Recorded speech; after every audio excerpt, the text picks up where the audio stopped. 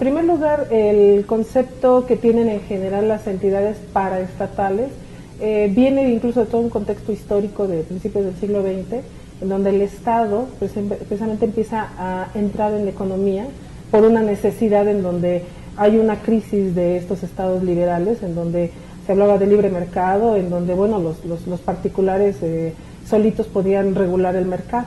Sin embargo, obviamente los empresarios, el capital lo que busca es la ganancia, y entonces donde en aquellas áreas en donde no hay ganancia obviamente se empieza a retirar.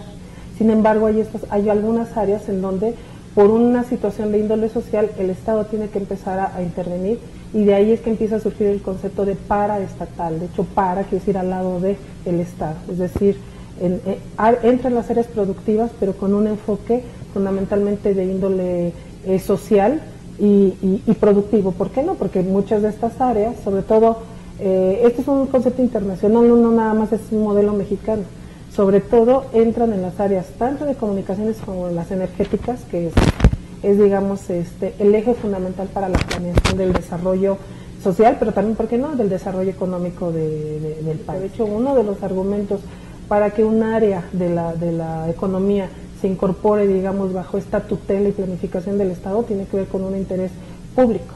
De ahí que se inscribe en la Constitución. Y es muy curioso cómo se inscribe en la Constitución, porque se inscribe en el artículo 28. Es un tema muy interesante, porque el artículo 28 habla de la prohibición en México de los monopolios. Entonces se habla de que, bueno, en México no puede haber monopolios porque es una garantía a los ciudadanos, hablando de libre comercio, pero, y ahí empieza a abrirse un apartado muy significativo en donde se dice, bueno, no hay monopolios, pero no serán monopolios las áreas estratégicas. Y creo que aquí sería muy importante que empezamos a desmenuzar esto de las áreas estratégicas, porque parece que el grueso de la población no nos queda muy claro, y es aquí donde se ha hablado de estas situaciones de privatización sí, privatización no. ¿Qué es un área estratégica? El área estratégica está consagrada en la Constitución y dice que no es monopolio, sino que es, digamos, el área en donde de manera exclusiva entra el Estado, y se señala una larga lista. Esto sobre todo tuvo su auge en los 70, pero sobre todo en los 80, ya la de correo, telegrafía, telecomunicaciones, banca, crédito público, y ahí hablaba petróleo, electricidad, entre otros la energía nuclear, etcétera, etcétera. ¿Qué sucedió? Este artículo 28 es el que se ha estado modificando en los últimos 20, 30 años, ha tenido una serie de modificaciones, en donde se saca algunas de estas áreas de la denominación de estratégico a pasarlo a lo que se le llama prioritario.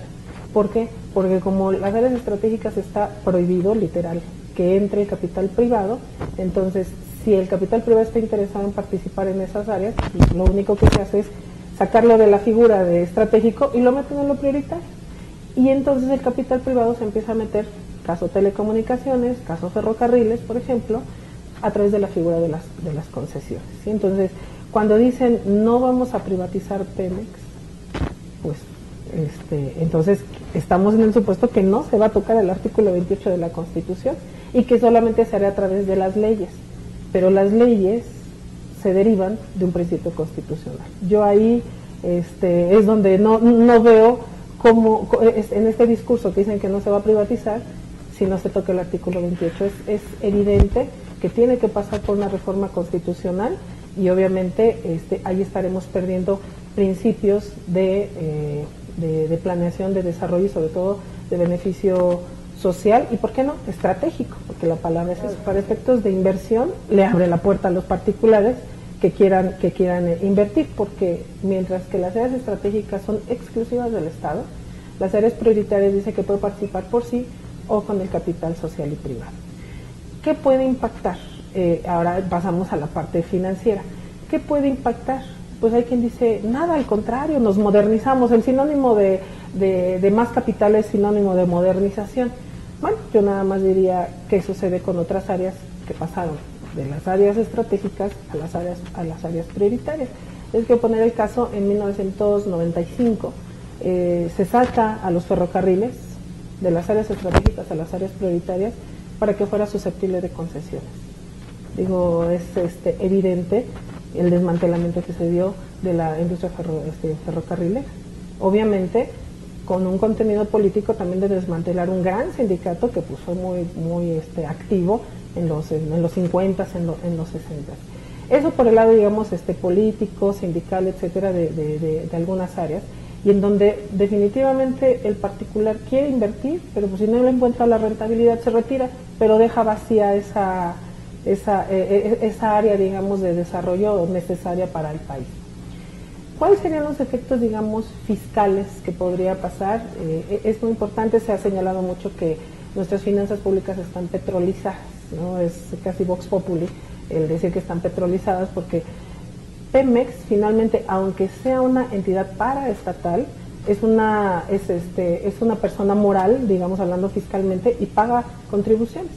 Pemex paga 9 distintos derechos, o sea, los derechos son por la posibilidad de tener de manera exclusiva la explotación del petróleo.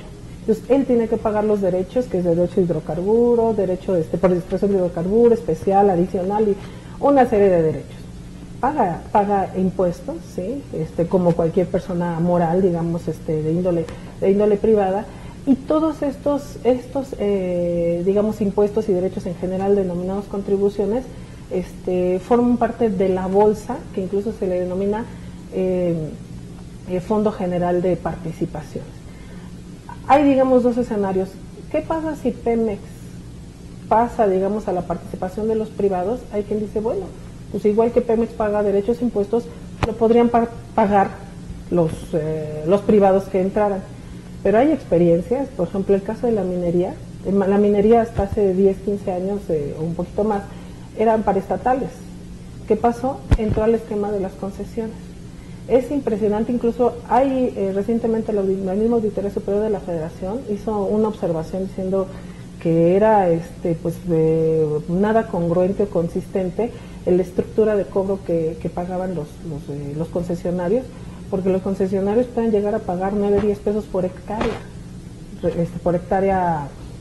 concesionada, independientemente de lo que extraigan, si es oro, zinc, varita, etcétera, y la cantidad de ingresos que ellos reciban de esa extracción. Y entonces, ese es por un lado, que la estructura de cobros pues, a veces es nimia, pero por el otro lado, son altamente susceptibles de evasión fiscal. O sea, buscan no pagar impuestos, cosa que no paga con Pemex. Pemex es cautivo y casi por adelantado se le cobra, está altamente controlado, ¿sí? Entonces por eso es que Pemex está constantemente fondeando las finanzas públicas, y digamos eso garantiza cierta estabilidad en los presupuestos, que no es lo óptimo también, es otro punto de vista.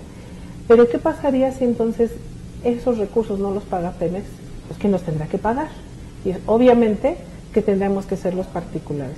Se habla de que la reforma energética va pegada a la reforma fiscal, y uno de los mecanismos es todo lo que no voy a cobrar a través de Pemex lo quiero cobrar a través de los particulares, y sobre todo por un impuesto altamente regresivo, ¿sí? Por decirlo así, o incluso no proporcional, que es el IVA, ¿sí? En este caso el IVA, pues todos pagamos IVA, tengamos el patrimonio y los ingresos que tengamos, ¿no? Entonces se habla de que precisamente son dos reformas que quieren ir de la mano, pero entonces el hueco que se me abre por este lado, por no cobrar todos los ingresos fiscales que aporta Pemex, lo voy a obtener por parte de los particulares, y peor aún a través de impuestos que digamos no son socialmente justos, en el sentido de que se paga por el consumo y no se paga por la riqueza, ¿no?, que puedan tener los particulares. Una parte que no se ha hablado mucho y que también hoy en día es un tema muy recurrido es las finanzas públicas de los estados, que obviamente ha causado mucha atención por el lado del endeudamiento. Es un hecho que las finanzas de los estados y los municipios dependen mucho de dos figuras, que son las participaciones y las aportaciones, que el gobierno federal provee a los estados. ¿Por qué se dan estos recursos de la federación a los estados? Porque en principio los estados y los municipios podrían cobrar una serie de impuestos, derechos, etcétera, pero hay una ley que se denomina la de coordinación fiscal, en donde hay un acuerdo de los estados, los municipios, que el que cobre esos recursos sea la federación. Y entonces la federación lo que hace es, dentro de estos impuestos, derechos, y muy prioritariamente los petroleros, entran en esta bolsa que se llama Fondo General de Participaciones, y esta bolsa después es la que se reparte a los estados y a los municipios. En la medida en que haya una posible baja, digamos, bajo el escenario que se plantea, la estrategia oficial, de que no sea Pemex quien pague todos estas contribuciones, va a pegar también al Fondo General de Participaciones, porque obviamente no va a haber tales recursos contemplados como está la ley hoy en día, y entonces va a pegar a la hora del monto que a los estados y a los municipios se les tendría que repartir.